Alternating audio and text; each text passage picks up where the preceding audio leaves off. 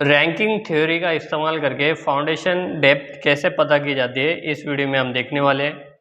हमारी वीडियो आपके पास आसानी से पहुंच सके, इसके लिए अपने फेसबुक पेज नवग्रो डेवलपर को फॉलो कीजिए, यूट्यूब चैनल को सब्सक्राइब कीजिए और इंस्टाग्राम को फॉलो कीजिए। तो चलिए देखते हैं वीडियो।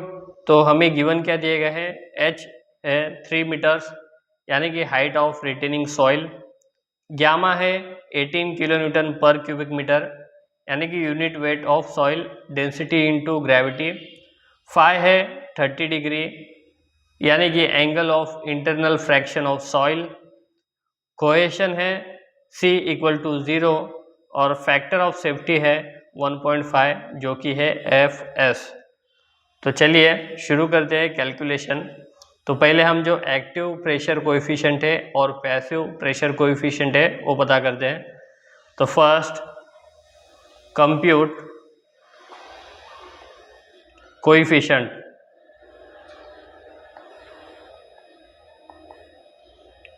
यानी कि KA और KP। तो पहले हम KA पता करते हैं, यानी कि active pressure coefficient KA = 10 square into 45 degree minus 5 divide by 2। तो यहाँ पर आता है दोस्तों 10 स्क्वायर 45 माइनस 30, 5 का वैल्यू है 32। तो आगे आता है दोस्तों 10 स्क्वायर 45 माइनस 15। तो यहाँ पर आंसर आता है दोस्तों 10 स्क्वायर 30 डिग्री। तो फाइनल आता है दोस्तों एक्टिव प्रेशर कोएफिशिएंट आता है 10 स्क्वायर 30 का वैल्यू क्या आता है, वो आता है 0.3333। तो हमें एक्टिव प्रेशर कोएफिशिएंट मिल गया है। अभी हम पैसिव प्रेशर कोएफिशिएंट वो पता करते हैं। तो KP = 10 square into 45 degree plus 5 divide by 2। तो आगे आता है दोस्तों 10 square 45 degree plus 30 divide by 2, 5 है 30।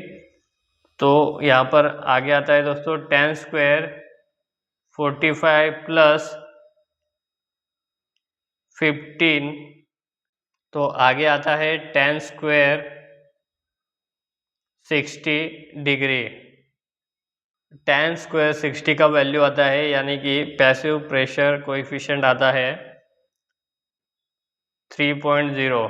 तो हमने जो एक्टिव प्रेशर कोएफिशिएंट है और पैसिव प्रेशर कोएफिशिएंट है वो पता कर लिया है। अभी नेक्स्ट स्टेप में हम एक्टिव थ्रस्ट वो पता करते हैं। तो second active thrust,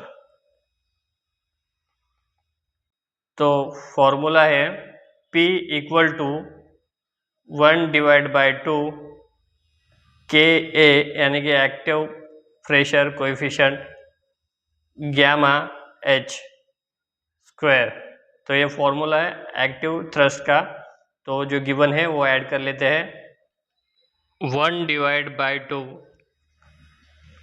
active pressure coefficient क्या था अपना KA, वो था 0.333 और जो ग्यामा है वो क्या था, ग्यामा है 18 और H कितना है, हाइट कितना है, H है 3 मीटर्स। तो यहाँ पर आंसर आता है दोस्तों 27.0 किलो न्यूटन पर मीटर। तो हमने एक्टिव थ्रस्ट भी पता कर लिया है। अभी थर्ड स्टेप में हम रिक्वायर एम्बेडमेंट यानी कि जो डेप्थ है वो पता करते हैं। तो थर्ड हम रिक्वायर एम्बेडमेंट वो पता करते हैं, यानी कि डेप्थ रिक्वायर्ड एम्बेडमेंट, इसके लिए फॉर्मूला है D = 2Fs into PA divide by KP gamma.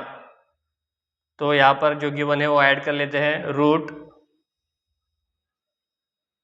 2 into 1.5 जो Fs है 1.5 यानी कि फैक्टर ऑफ सेफ्टी है 1.5 इंटू PA कितना है, PA है 27.0 डिवाइड बाय KP कितना आया था अपना 3 इंटू और गैमा कितना है, गैमा है 18। तो फाइनल आंसर आता है दोस्तों 1.225 मीटर।